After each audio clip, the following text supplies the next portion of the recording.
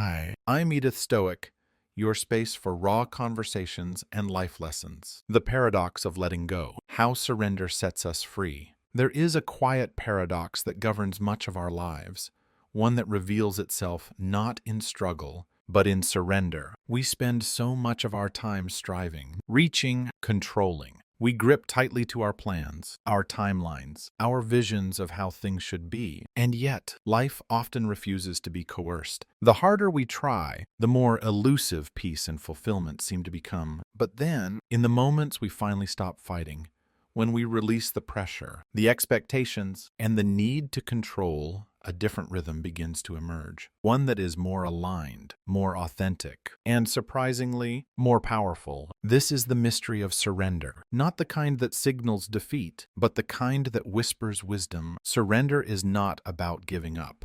It's about giving in. Giving into the current rather than swimming against it. Giving into the intelligence of life, even when we don't fully understand its timing or its direction. There comes a point in many of our lives, whether in a relationship, a career, or a personal dream, where our efforts seem to lead nowhere. We do everything we're supposed to. We plan, we prepare, we work hard, but nothing clicks. Doors remain closed. The weight of trying becomes too heavy to bear. And in that exhaustion, sometimes not by choice but by necessity, we let go, and that's when things begin to shift. It's as if life was never waiting for our effort, but for our openness, the willingness to stop gripping so tightly, the courage to trust that maybe, just maybe, we're not the sole architects of everything meaningful, that perhaps something greater, call it intuition, the universe, grace, is at play. Real surrender doesn't mean passivity. It's not about abandoning our goals or becoming indifferent.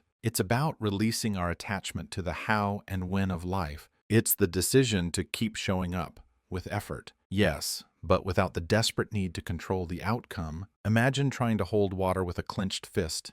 It slips away. But with an open hand, it can be held gently. Surrender works the same way. It's not weakness, it is receptivity. Think of Emma, a musician who spent years trying to break into the industry. She poured everything into her work. Marketing, strategy, endless rehearsals. But her music started to lose its soul. It became something she managed, not something she loved. One day, worn down and on the verge of quitting, she simply played. No expectations, no goal, just the joy of sound. And that's when someone noticed. A recording producer stumbled upon a clip of her impromptu playing and offered her a contract. Her success came not from chasing it harder, but from showing up without resistance. The truth is, desire is not our enemy. Wanting is part of the human experience. But when that desire becomes entangled with control, when our worth becomes dependent on how fast things happen, we disconnect from the deeper flow of life. Surrender invites us to return to that flow. It asks us to trade pressure for presence, not to stop acting, but to act from a place of clarity and alignment, rather than fear or desperation. But what keeps us from surrendering? Often, it's something less visible than circumstance. It's not time or money or opportunity that holds us back. It's resistance, that quiet, internal force that tells us to wait, to procrastinate, to stay small. Resistance is sneaky. It disguises itself as logic, practicality, even productivity. It whispers, clean the house instead, or just one more email, all the while keeping us from the one thing that truly matters. But here's what's important. Resistance doesn't show up when things don't matter. It shows up when we're close to something meaningful. It's the fear that appears right before a breakthrough, a signal not of weakness, but of potential. And often, the only way to move past resistance is not to fight it, but to recognize it,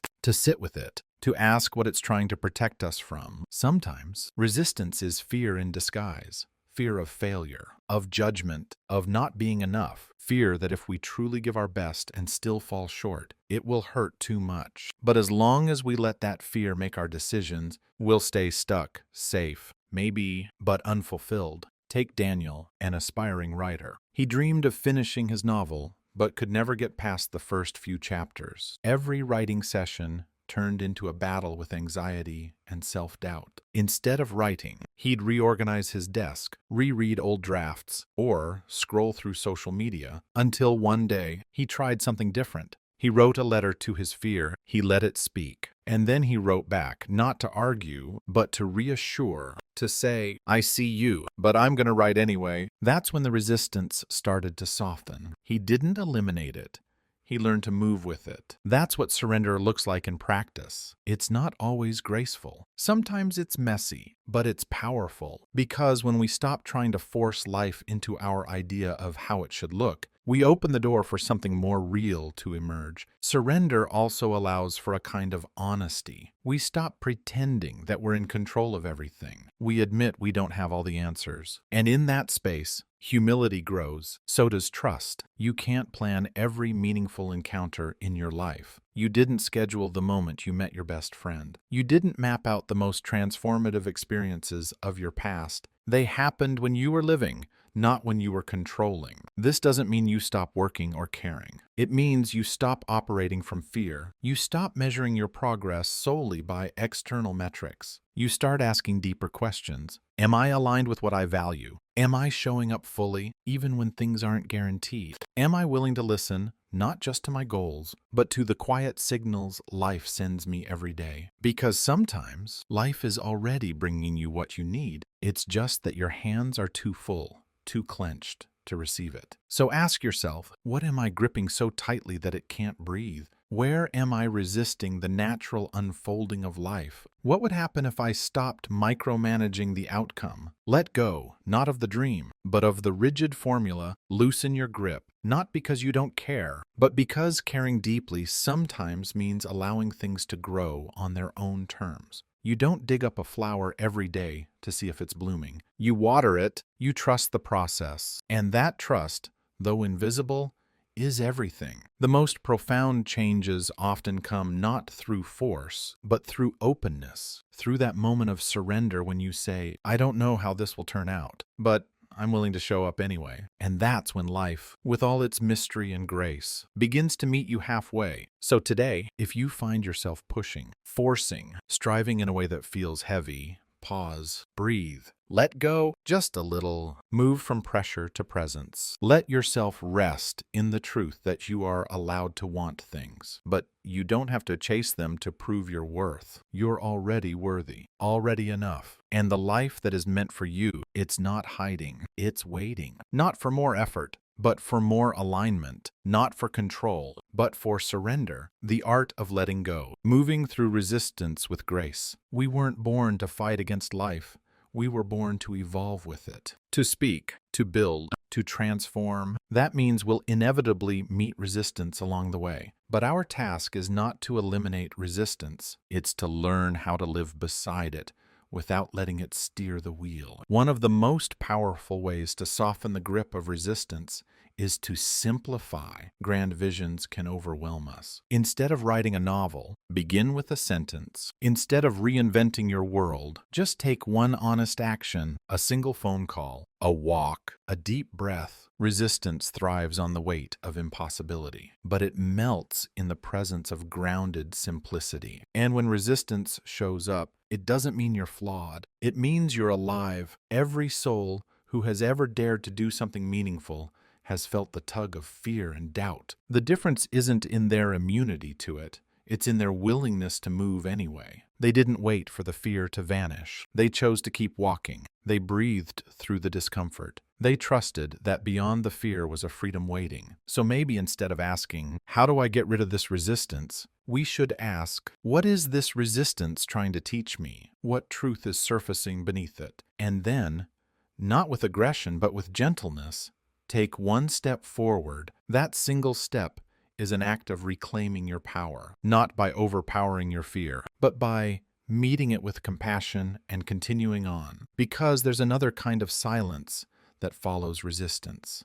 Not the tranquil kind, but the heavy one, the one where doubt whispers, is this worth it? Am I lost? Should I give up? And in that fog of uncertainty, we try to seize control. We demand clarity. We tighten our grip on life and chase certainty like a lifeline. But life was never built to give us guarantees. It was built to give us growth. There's a wisdom that lives beyond our logical plans.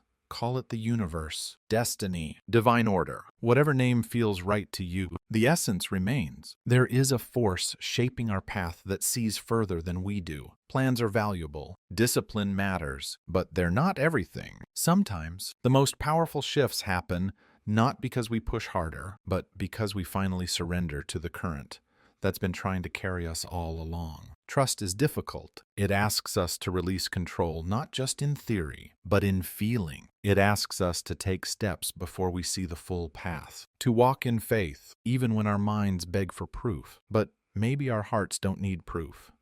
Maybe they just need truth. Maybe they just need connection. Think of someone like Elena. For years, she chased clarity. She followed expert advice, switched careers, made long-term plans, but peace eluded her. Until one day, she stopped chasing and started listening. Not to outside noise, but to the quiet inside. She began noticing the small things that made her come alive. No lightning bolt of purpose arrived, just quiet alignment, one tiny decision at a time. And slowly, her life reshaped itself. Not through force, through flow. That's what real trust looks like. It's not passive. It's not waiting for a sign to fall from the sky. It's listening deeply. It's being open to the nudges that don't shout, but still speak. It's taking action, not because we have certainty, but because we have alignment. Not everything will go according to plan. That doesn't mean it's going wrong. Sometimes, not getting what we think we want is what makes room for what we truly need.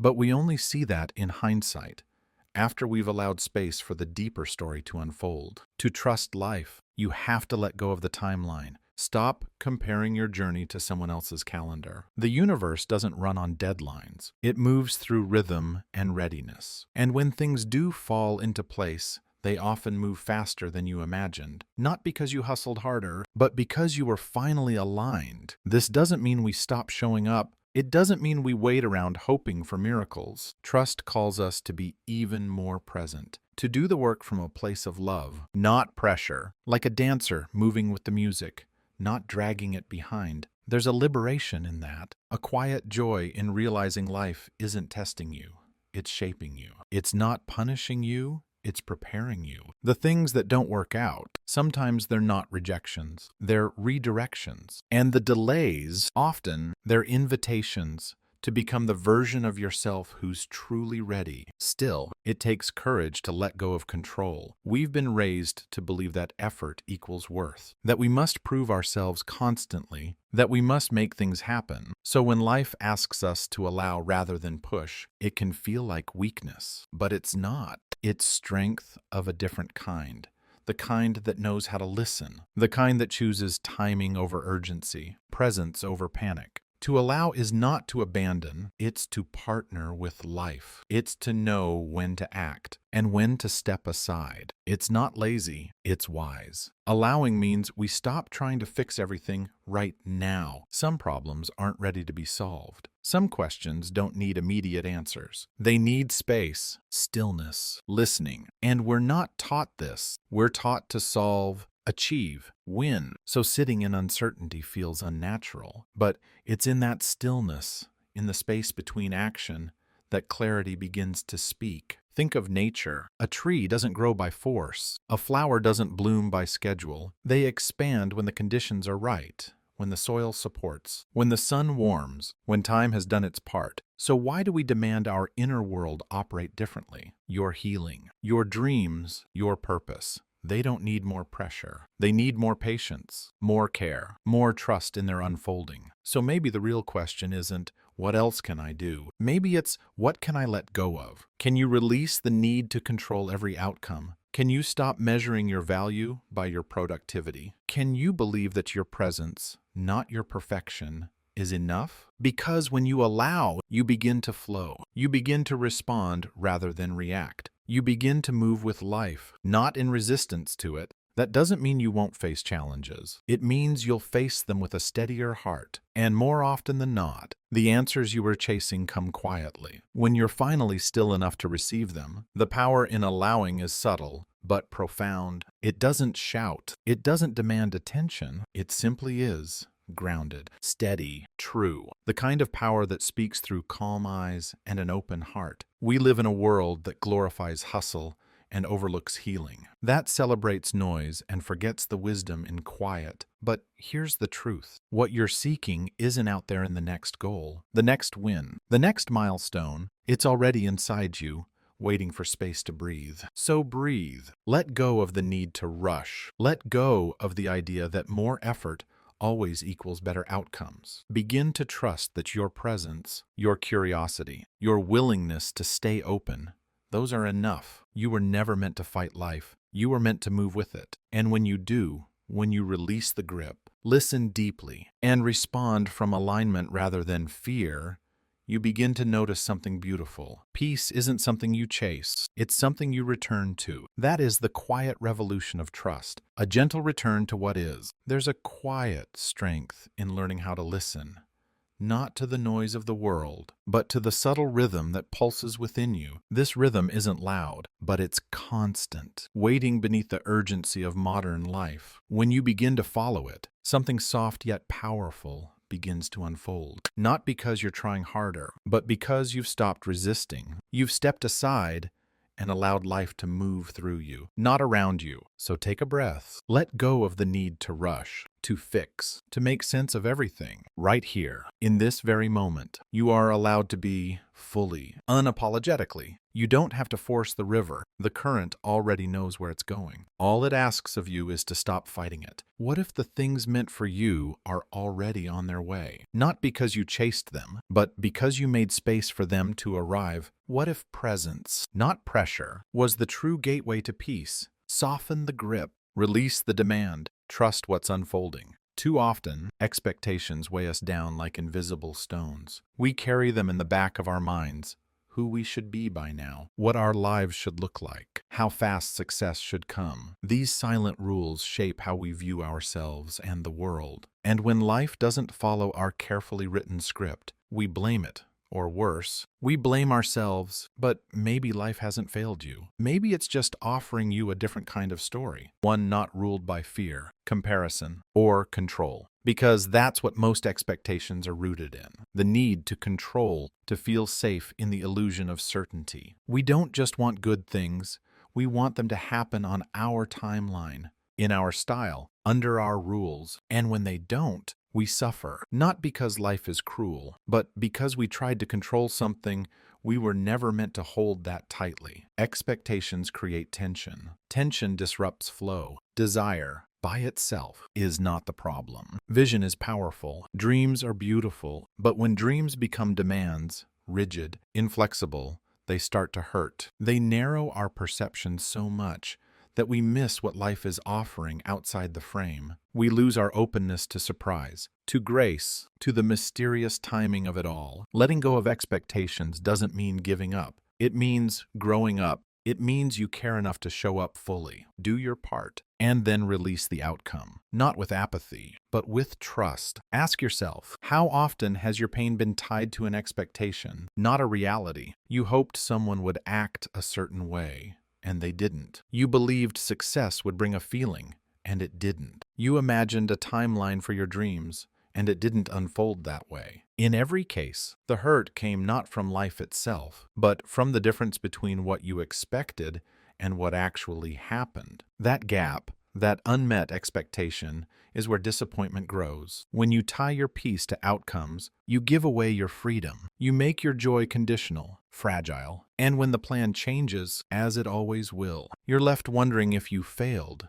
But you didn't fail. You just followed a map that was never yours to begin with. So what's the alternative? It's not detachment. It's not giving up. It's presence. It's being deeply engaged in the moment, devoted to the process rather than obsessed with the prize. It's holding a vision, yes, but holding it with open hands. You can still plan, still work hard, still pursue your dreams, but let them breathe. Let life collaborate with you. Make room for the unexpected gifts, the twists that shape you, the detours that become the real destination. Because often, the most beautiful moments are the ones we never saw coming, the ones we only recognize when we're no longer blinded by what we thought should happen. So pause. Take a moment. What expectations are you still carrying? What timeline are you clinging to? What story are you telling yourself about how life should be by now. And what might happen if you gently let go, not to fall behind, but to come back, to return to what's real, to what's here, to what's unfolding right now. In that release, there's a lightness, a space, a quiet calm that arises not from certainty, but from presence, and in that calm, something sacred moves, not outside of you, but within, a freedom, a clarity, a knowing that you can meet life as it comes, not with fear, but with faith. This is the root of peace. Stillness isn't empty. Silence isn't absence. In truth, it's often in the spaces where we stop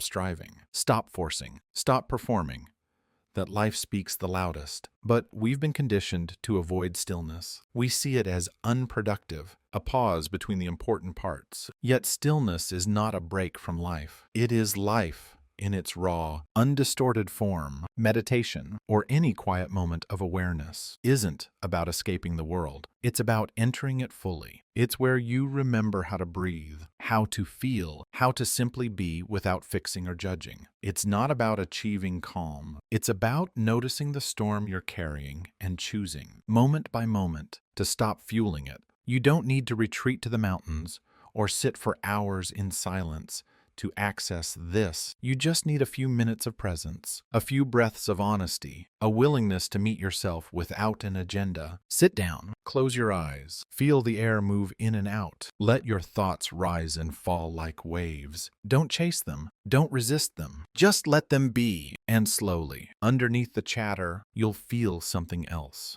A quiet stillness that doesn't need to prove itself. A presence that holds you without demand. In that place, surrender is no longer a concept. It becomes a way of living. Because when you no longer need everything to go your way, you begin to see the beauty of the way things are. Surrender isn't weakness. It's the deepest form of strength. It's the courage to meet life without armor, to allow what is, to stop resisting the reality in front of you. The world is noisy, our minds even noisier, but there is a space within you that remains untouched by all of it.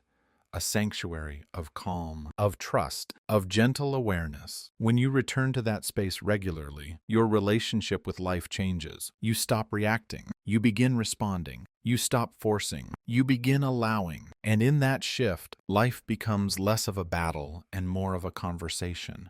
One rooted in trust, not control. We often think control is power, that if we can just manage every detail, we'll feel safe. But most of our need to control comes not from confidence, but from fear of loss, of change, of the unknown. And the more we try to hold life in our hands, the more it slips through our fingers. Control offers the illusion of safety, but real safety comes from inner steadiness, not outer predictability. It comes from knowing that whatever happens, you will be present enough to face it. You will meet it, not with panic, but with breath. So let yourself soften. Let life in. You were never meant to carry it all. You were meant to feel it, learn from it, and let it move through you, one breath at a time, one moment at a time. That is surrender. That is strength. We grow up believing that control is synonymous with power, that strength is proven by how tightly we grip, how firmly we steer, and how flawlessly we execute. But the deeper truth is that real strength often lives in our ability to release, to soften, and to allow. Surrender doesn't mean giving up. It means stepping back from the illusion that we must mold life to our will in order to thrive. This perspective challenges everything we've been taught. We've internalized that control is a form of protection, that if we don't anticipate every outcome, if we're not one step ahead at all times, then things will unravel. But the truth is, life isn't a machine we can program. It's a fluid, dynamic unfolding, a dance that responds more gracefully to presence than to pressure. Real power isn't rigid, it's rooted. It doesn't shout to be heard or dominate to be felt. It adapts, it responds, it moves with, not against. Surrender is the doorway to this kind of power, the kind that doesn't crumble under uncertainty, but grows wiser in its midst. We often confuse surrender with passivity, but in reality, it's an act of profound awareness. It asks us to be fully here, not lost in outcomes or expectations, but grounded in the moment, aligned with what is, rather than constantly at war with it. This doesn't mean abandoning responsibility or letting go of our goals. It means releasing our obsession with controlling how and when they unfold. The shift is subtle, yet seismic. From "I must make this happen" to "I will meet whatever happens with intention and clarity." In that shift, something opens. Our nervous systems relax. Our inner critic quiets. We begin to trust that we can respond skillfully without micromanaging every aspect of life. And that trust, that's freedom. Letting go doesn't mean we care less. It means we care more wisely. We stop chasing perfection and start embracing presence. We begin to see that our worth is not defined by outcomes, by productivity, or by how well we control the uncontrollable. We are not our plans. We are the awareness behind them, the stillness that remains when things fall apart, the calm that regroups and chooses again. Ask yourself, where in your life are you holding on too tightly? Where has your desire for structure become a source of stress rather than stability? What would it feel like to loosen your grip just a little, to trust that ease doesn't diminish your power? It enhances it. In that softening, we gain resilience. Not the kind that comes from bracing ourselves against life, but the kind that arises from moving with it, like water that shapes rock not by force, but by flow, like a tree that bends in the wind without breaking. This is the paradox. Surrender doesn't weaken us, it fortifies us. It returns us to ourselves. We stop living on edge, waiting for everything to go our way before we feel okay. We stop postponing peace. We start choosing it again and again, regardless of the circumstances. And from that place of inner steadiness, life responds. Things begin to align, not because we forced them to, but because we finally created space for them to arrive. We stop chasing. And in the quiet that follows, clarity enters, opportunities appear, the right people cross our path. Not always instantly, but consistently enough to know this isn't coincidence. It's alignment. But to live this way, we must be willing to question something deeper. Why do we cling so tightly in the first place? Often, it's because we believe we're incomplete without the thing we're chasing. That until we get the job, the relationship, the recognition, we're not enough. And that belief breeds desperation, which fuels control. Surrender says, I can want something deeply without needing it to validate me. I can pursue a vision without gripping the outcome. I can care without clinging. In that space, desire becomes inspiration. Not desperation, we act from love, not fear. We move from curiosity, not scarcity. This shift doesn't strip us of passion, it refines it. We become anchored rather than agitated, clear rather than controlling. We still show up, we still try, but we stop tying our identity to whether or not it all works out. We know that who we are, our peace, our worth, isn't up for negotiation. And that realization, it's transformational. It allows us to take risks without spiraling if they don't succeed. It helps us face rejection without collapsing into shame. It lets us dream big, act boldly, and still remain rooted, because we're no longer relying on the world to give us permission to feel whole. Think of how different you are when you're grounded, when you're not striving to prove or earn or secure anything. Your energy is calmer. Your presence is magnetic. You listen better. You connect deeper. You see more clearly. You move with more precision and less panic. And even when things don't go as planned, you don't fall apart, because you weren't hanging your sense of self on that outcome. You were living from alignment, not attachment. Surrender gives you back your center, not as a reward, but as a natural consequence of coming home to yourself, of choosing to be here, fully here, not stuck in a future you can't predict or a past you can't rewrite. So ask again, what are you holding so tightly that it's draining your energy more than directing it? What outcome have you convinced yourself must happen before you can feel peace? And who would you be?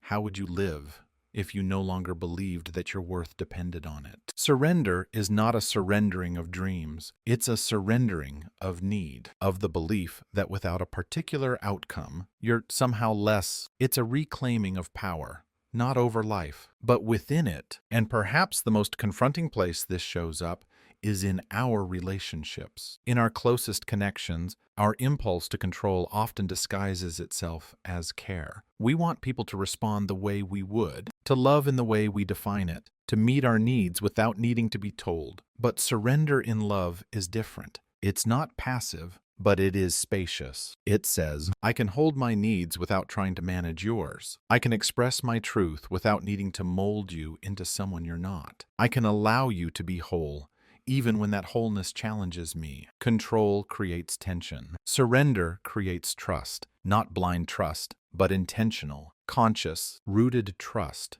The kind that allows space for people to grow, to change, to show up as they are, instead of who we want them to be. This doesn't mean tolerating harm or erasing our boundaries. It means knowing the difference between holding someone accountable and trying to rewrite who they are, between loving someone and managing their evolution. The deepest connections are born from freedom, not pressure, from presence, not perfection. When we let go of the version of someone we think they should become, we finally meet them where they truly are. And from that place, real love, not control, begins to thrive. Ultimately, surrender is not a destination. It's a practice, a posture, a way of being that says, I am here, now, enough. I am open to life, not because I have it all figured out, but because I no longer need to. I don't have to force my way forward. I can listen, I can trust, I can flow. And from that place, from that quiet, steady trust,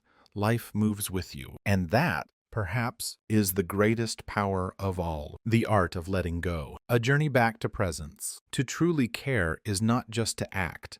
It is to soften. It is to open. When we begin to genuinely care, we begin to listen, not just to words, but to energy, to silence, to what's beneath the surface. We stop reacting out of habit and start responding from awareness. And in that softening, something profound begins to happen. Understanding deepens. We no longer approach conversations like battles to win, but bridges to build. Communication flows with greater ease. Conflict shifts from blame to exploration. We don't try to prove ourselves or dominate others.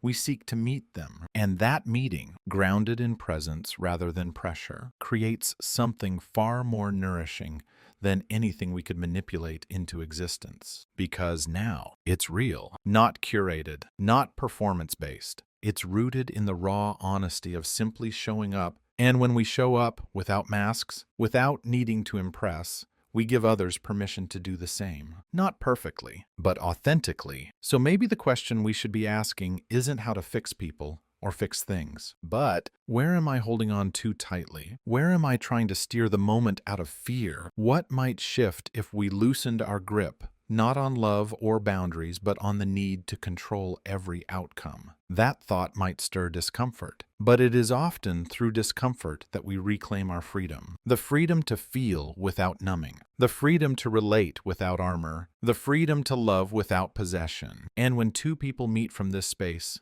not from force, but from choice, something sacred emerges. A kind of connection not born of dependency or expectation, but of mutual honoring. They're not trying to change each other, but to witness each other moment by moment as they are. That's the quiet, radical strength of surrendered love. It doesn't ask, how can I keep you? It asks, how can I understand you better? In that shift, the relationship moves from performance to presence, from pressure to peace. We often overlook this space, the now. Our minds run ahead, forecasting futures, or they rewind, analyzing the past. Rarely do we stop to dwell in the only place where life is actually happening. Here, now, this moment, though often dismissed, is the only space where clarity, joy, transformation, and truth live. But to settle into the now, we have to do something we're rarely taught. Stop resisting it. That resistance can look like busyness, constant mental chatter, compulsive planning, distraction, or even obsessively replaying conversations in our heads. We tell ourselves the next moment will be better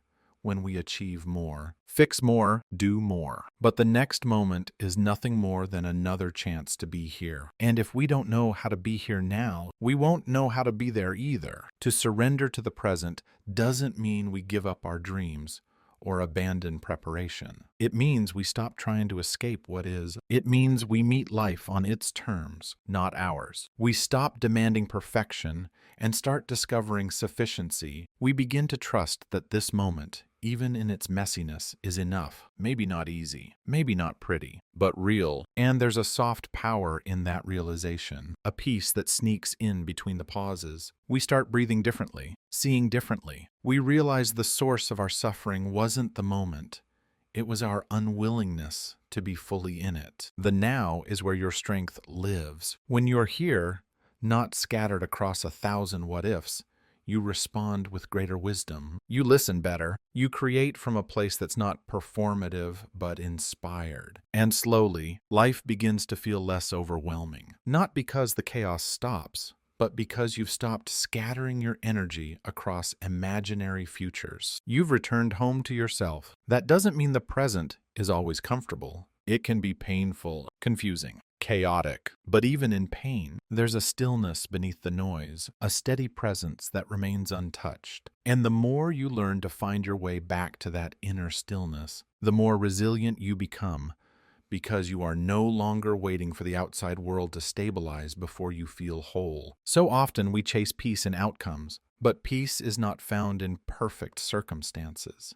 It is found in a full embrace of what is. And that starts by giving up the habit of postponing your peace. Stop telling yourself, I'll feel okay when, and start declaring, I choose to be present now. Because everything that matters begins here. Insight, courage, connection, healing. And when we surrender, not because life is perfect, but because we are ready to live, it changes how we move through the world. Ask yourself gently, where are you? Not geographically, but emotionally, mentally, energetically. Are you here? Or are you lost in a future you can't predict, or a past you can't edit? If you're not here, come back to your breath, to the warmth in your hands, to the ground beneath your feet. This moment isn't an obstacle to bypass. It's a life to experience. And when you live it fully, you see that surrender is not weakness.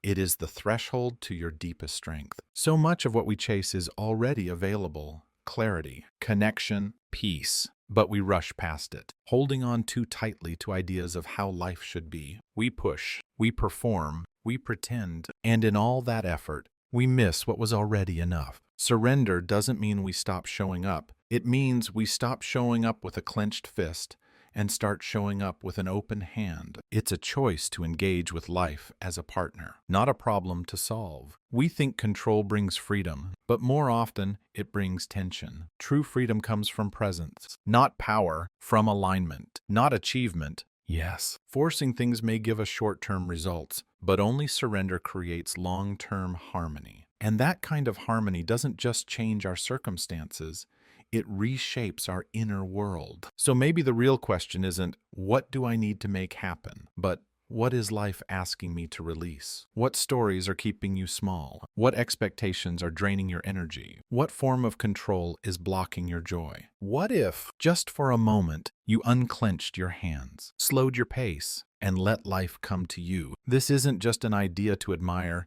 It's a practice, a way of being, one that requires courage, because surrender asks us to let go of what we think should be in favor of what is. It asks us to trust not only the process, but ourselves, because to live surrendered is to live rooted, present, courageous, and to believe that what's truly meant for us will never need to be forced. So as you move forward, carry this with you. Surrender isn't the end of your power. It's where real power begins. The kind of power that doesn't force, but flows. That doesn't control, but connects. That doesn't panic, but listens. Begin there. Begin now. One breath at a time. Not because you've given up, but because you're finally ready to live with your whole heart. And if these words echo within you, let them settle. Return to them. Revisit them when you forget. Because surrender is not a one-time choice. It's a homecoming we make again and again. Every time life quietly invites us, let go. If you found this video valuable, hit like to support the channel and share your thoughts in the comments. And don't forget to subscribe and turn on notifications so you never miss future content. Thanks for watching. See you in the next one.